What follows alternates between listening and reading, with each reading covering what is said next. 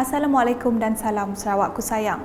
Bersama saya Lia Amira Anarigos bawakan anda edisi petang 1 Mei 2020 yang kini berwajah baharu sempena ulang tahun pertama Buletin UKAS.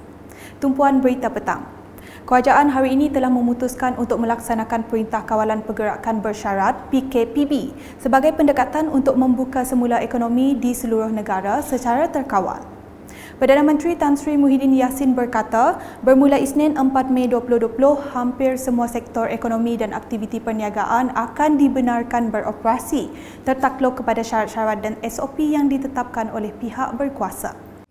Kini kita telah bersedia untuk memulakan pendekatan ketiga, iaitu membuka semula aktiviti ekonomi di seluruh negara secara terkawal dan berhati-hati. Dengan ini, kerajaan akan melaksanakan Perintah Kawalan Pergerakan Bersyarat. Perintah Kawalan Pergerakan Bersyarat atau PKPB. PKPB. Sebahagian besar daripada aktiviti ekonomi dan sosial akan dibenarkan, kecuali beberapa aktiviti yang melibatkan perhimpunan ramai dan mendedahkan orang awam kepada risiko jangkitan wabak COVID-19 yang masih tidak dibenarkan. Perintah Kawalan Pergerakan dipertingkatkan PKPD juga akan dilaksanakan di kawasan-kawasan yang mencatatkan kes positif COVID-19 yang tinggi. Bercakap pada perutusan khas sempena Hari Pekerja 2020 pada Jumaat, bagaimanapun beliau memberitahu perniagaan atau aktiviti yang melibatkan perhimpunan ramai dan sentuhan badan di mana penjarakan sosial sukar dikawal adalah tidak dibenarkan. Selain perniagaan, aktiviti-aktiviti sukan yang melibatkan perhimpunan ramai, ada sentuhan badan ataupun body contact dan lain-lain risiko jangkitan juga tidak dibenarkan. Nah, ini apa dia? Termasuk sukan bola sepak, rugby, renang di tempat awam dan semua acara sukan indoor dan stadium. Aktiviti sukan outdoor yang tidak melibatkan sentuhan badan dan perhimpunan ramai dibenarkan. Sementara itu, Perdana Menteri memberitahu perjalanan rentas sempadan negeri untuk balik ke kampung semasa cuti perayaan Aidilfitri tidak dibenarkan dalam pendekatan baharu PKPB. Namun jelasnya arahan itu tidak termasuk untuk tujuan bekerja dan pulang ke rumah setelah terkandas di tempat lain. Perjalanan rentas sempadan negeri juga tidak dibenarkan kecuali untuk tujuan hadir bekerja dan pulang semula ke rumah sendiri setelah terkandas di kampung ataupun di tempat-tempat yang lain. Perjalanan rentas negeri untuk balik ke kampung semasa cuti perayaan Aidilfitri, tidak dibenarkan. Dalam pada itu, beliau memberitahu buat masa ini semua sekolah, kolej dan institusi pengajian tinggi masih belum dibuka. Dalam perutusan sama, Perdana Menteri memberitahu bagi sektor awam yang akan mula beroperasi mulai Isnin 4 Mei 2020, kerajaan menggalakkan kaki tangan awam bekerja dari rumah kecuali bagi proses kerja yang memerlukan keberadaan di pejabat. Jelasnya mesyuarat juga digalakkan diadakan secara online menggunakan medium yang selamat. Bagi mereka yang mempunyai kesulitan penjagaan anak-anak di rumah, kerajaan membenarkan panggilan pekerja selain melaksanakan waktu bekerja anjal.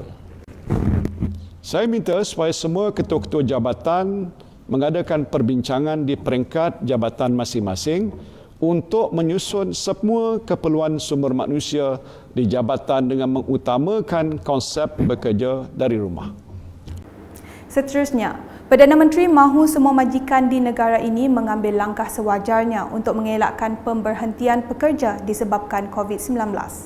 Jelas beliau, ia adalah seperti disyorkan dalam tata cara keharmonian perusahaan iaitu menghadkan kerja lebih masa dan mengurangkan hari bekerja dalam seminggu atau mengurangkan bilangan kerja seminggu. Sempena sambutan Hari Pekerja pada hari ini, saya ingin mengingatkan para pekerja dan majikan agar sentiasa mematuhi Akta Kerja 1955, Akta Perusahaan 1966 dan Akta-Akta Perburuhan di bawah Kementerian Sumber Manusia yang sedang pun berkuat kuasa.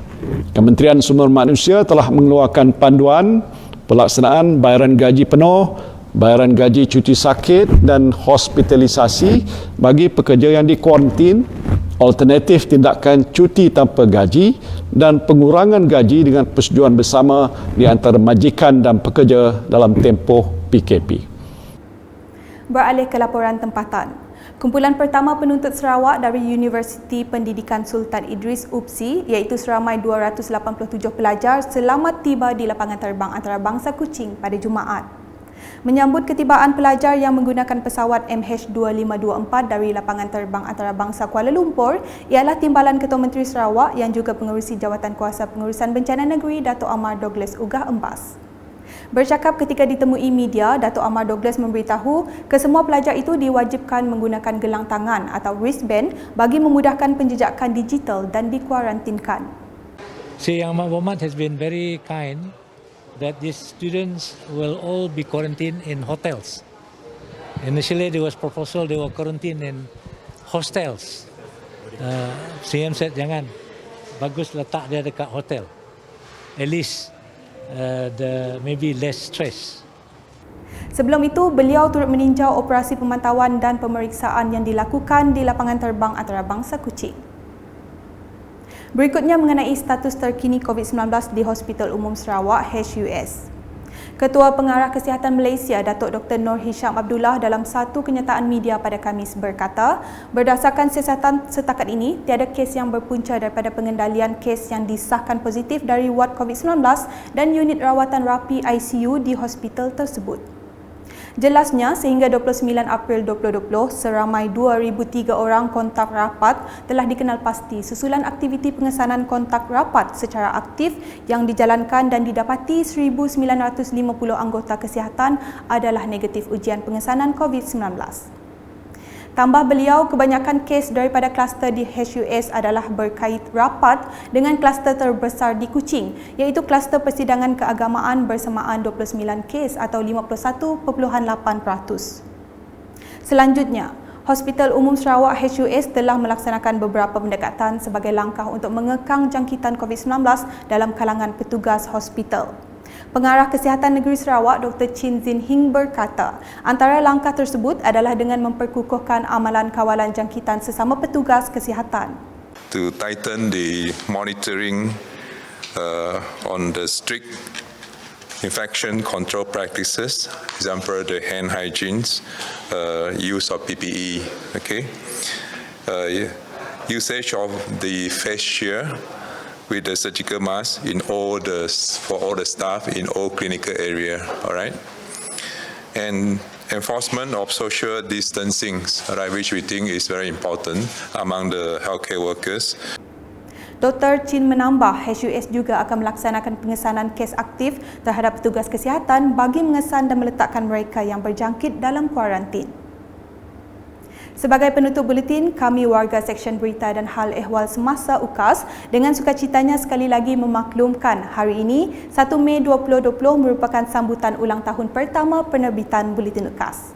Untuk itu, kami paparkan video istimewa koleksi penerbitan menuju pembaharuan Buletin UKAS. Saksikan.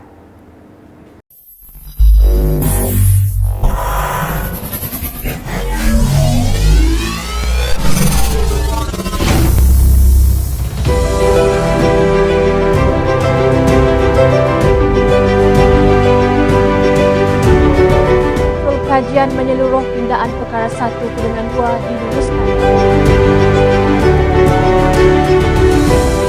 Nak 8 juta ringgit Malaysia gratifikan diperuntukkan.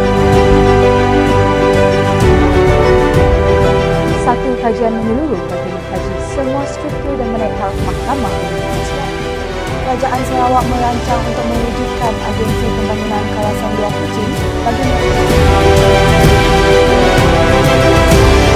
komited dalam menyediakan infrastruktur jalan raya, terutama di kawasan luar Bali. Tak perlu khawatir kerana kerajaan negeri sentiasa memastikan hak-hak mereka.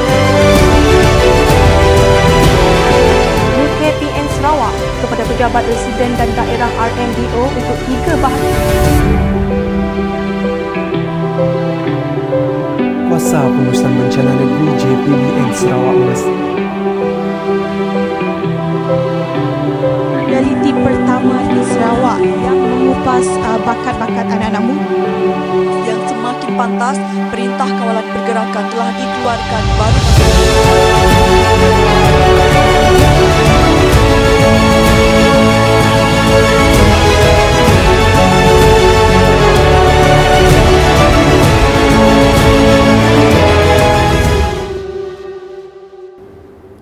Sekian bersama saya Lia Amira dan kru penerbitan.